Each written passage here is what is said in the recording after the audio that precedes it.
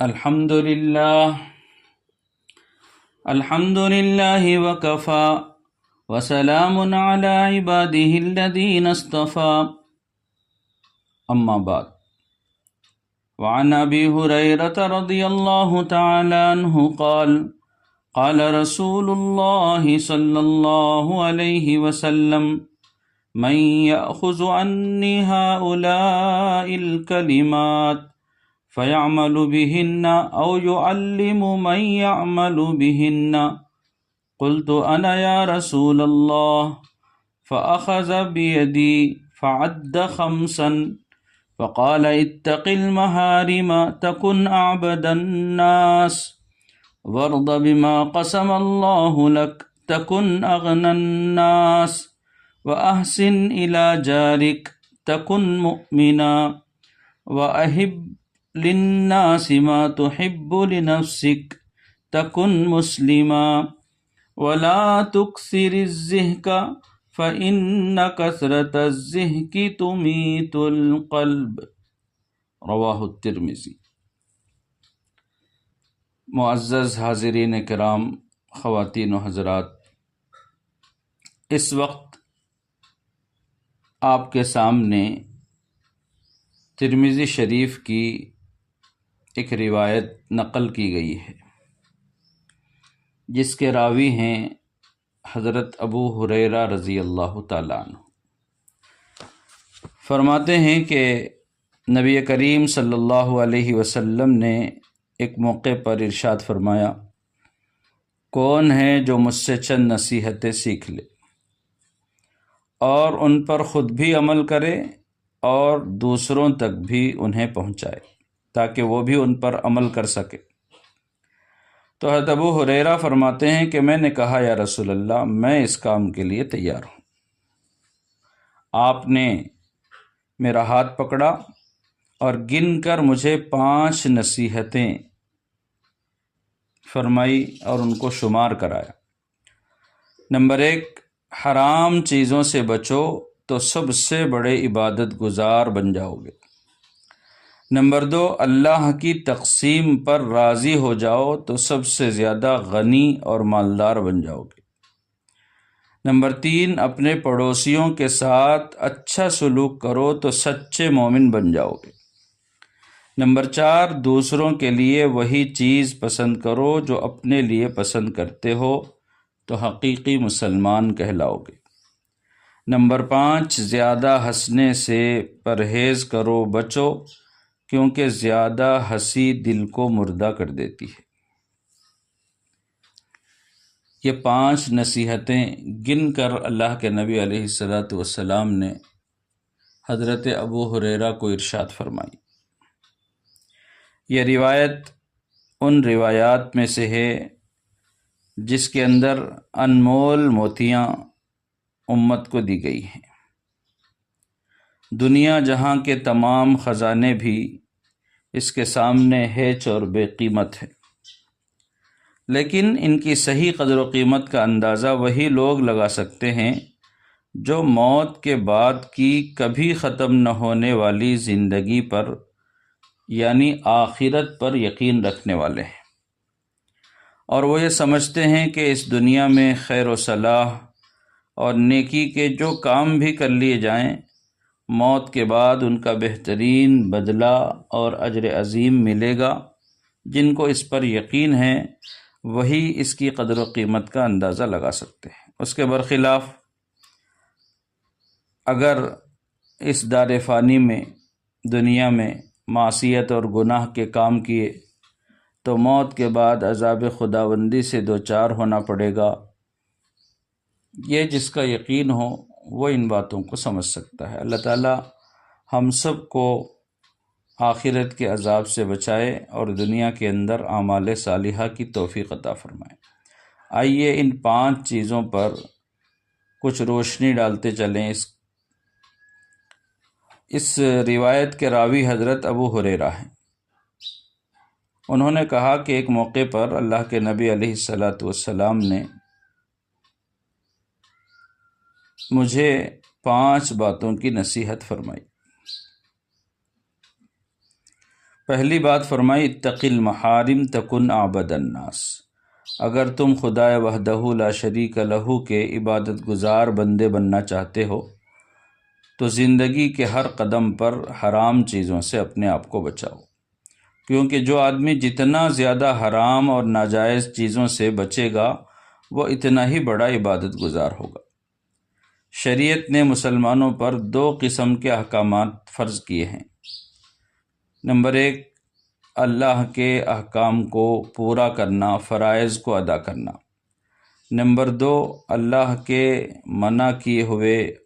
کاموں سے اپنے آپ کو بچانا اور ان کو چھوڑ دینا، جن کو محرمات کہا جاتا ہے۔ تو ایسی چیزیں جس کو شریعت نے، اللہ اور اس کے رسول نے ناجائز اور حرام بتایا ہے، ان باتوں سے اپنے آپ کو بچانا۔ دینداری میں نواہی اور حرام چیزوں سے بچے بغیر جلا اور کمال پیدا ہو ہی نہیں سکتا، اور اگر یہ کہا جائے تو بیجا نہ ہوگا کہ شریعت میں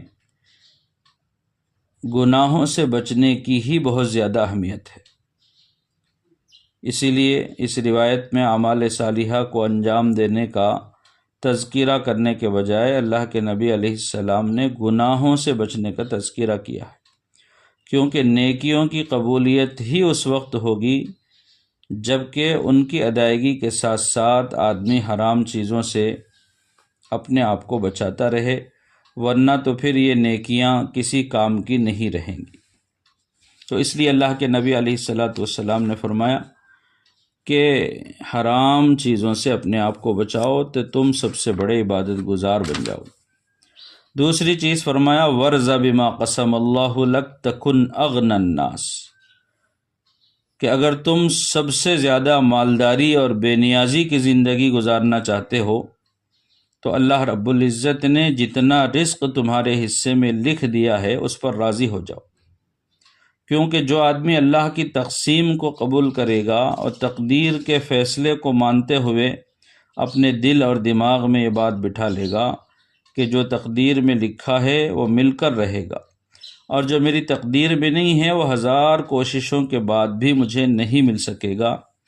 تو ایسا آدمی پھر طمع، لالچ، ذہنی کوفت اور دماغی الجھنوں سے محفوظ رہے گا۔ سکون اور اطمینان کی دولت ہر وقت اسے میسر رہے گی۔ اسی لیے اللہ کے نبی علیہ السلام نے ایک روایت میں فرمایا الغنا غنى النفس، کہ حقیقی مالداری تو دل کی مالداری ہے، کہ اس کا نفس مطمئن رہے۔ یہ غنا نہیں ہے کہ مال و دولت کے انبار ہوں لیکن چین و سکون نہ ہو۔ یاد رکھیے کہ قلبی اطمینان اور جذبہ شکر اسی وقت آدمی کو مل سکتا ہے جب وہ حضور صلی اللہ علیہ وسلم کے اس ارشاد کے مطابق خدائی فیصلے پر راضی رہے کہ اللہ کی طرف سے جو ملا میں اس پر راضی برضا ہوں۔ تیسری چیز فرمائی وَأَحْسِنْ إِلَىٰ جَارِكَ تَكُنْ مُؤْمِنًا، کہ اگر تم مومن کامل بننا چاہتے ہو تو اپنے پڑوسی کے ساتھ اچھا سلوک کرو۔ اسلام امن اور آشتی کا مذہب ہے، پیار و محبت کی تعلیم دیتا ہے، اور در حقیقت روئے زمین پر انسانی حقوق کا علمبردار اگر کوئی مذہب ہے تو وہ صرف اور صرف اسلام ہے، جو محض انسانیت کی بنیاد پر پڑوسی کے ساتھ اچھائی کا حکم دے رہا ہے، چاہے اس کا تعلق کسی بھی مذہب سے ہو، وہ دنیا کے کسی بھی خطے کا رہنے والا ہو، کسی بھی رنگ و نسل کا ہو، کوئی بھی زبان بولنے والا ہو۔ تو ایمان کامل کی رہنمائی کرتے ہوئے فرمایا کہ اپنے پڑوسی کے ساتھ حسن سلوک کرو، ہرگز اپنی ذات سے اس کو تکلیف مت دو، چاہے وہ کوئی بھی ہو، کسی بھی قوم اور کسی بھی ملت سے اس کا تعلق ہو۔ یہی وہ تعلیمات ہیں جن کی وجہ سے پورے عالم میں اسلام کا ڈنکا بجا ہے، اور یہی وہ اخلاقی برتری ہے جو اسلام کو دیگر تمام مذاہب پر فوقیت دیتی ہے۔ تیسری چیز فرمایا وَأَحِبَّ لِلنَّاسِ مَا يُحِبُّ لِنَفْسِكَ، چوتھی چیز فرمایا کہ وَأَحِبَّ لِلنَّاسِ مَا تُحِبُّ لِنَفْسِكَ تَكُنْ مُسْلِمًا، کہ اگر تم سچے مسلمان بننا چاہتے ہو تو جس چیز کو تم اپنے لیے پسند کرتے ہو اسی کو دوسروں کے لیے بھی پسند کرنے لگ جاؤ، کیونکہ جو آدمی اپنی یہ عادت بنائے کہ دوسروں کے لیے بھی اپنی من پسند چیزوں کو پسند کرنے لگے تو اس کی کبھی کسی سے انبن نہیں ہوگی، اختلاف نہیں ہوگا، لڑائی نہیں ہوگی، بلکہ اس کی ذات ہمیشہ دوسروں کے لیے نفع بخش بن جائے گی۔ اگر وہ کسی وجہ سے مخلوق کو فائدہ نہیں پہنچا سکے گا تو کم سے کم اس کی ذات سے کسی کو ناحق تکلیف نہیں پہنچے گی، کیونکہ وہ جس طرح اس بات کو پسند کرتا ہے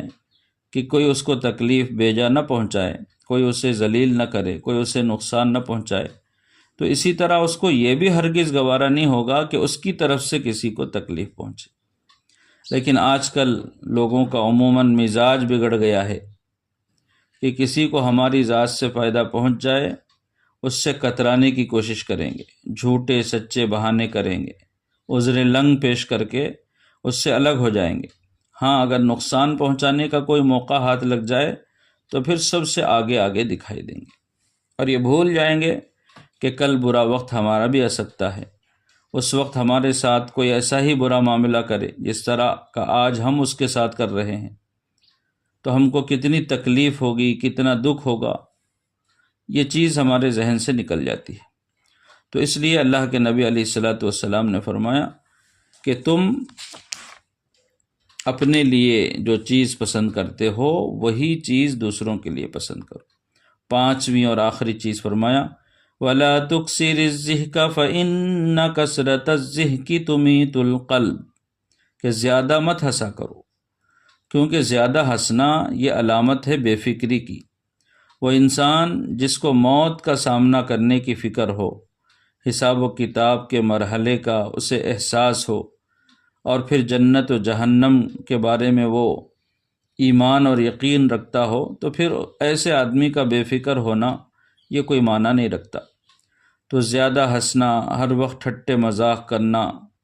اس کا نتیجہ یہ نکلتا ہے کہ پھر انسان کا دل مردہ ہو جاتا ہے، اب وہ خیر کی باتوں سے اثر قبول نہیں کرتا، برائیوں کی نفرت اس سے نکل جاتی ہے، پھر آہستہ آہستہ وہ غفلت کے گڑھے میں گر جاتا ہے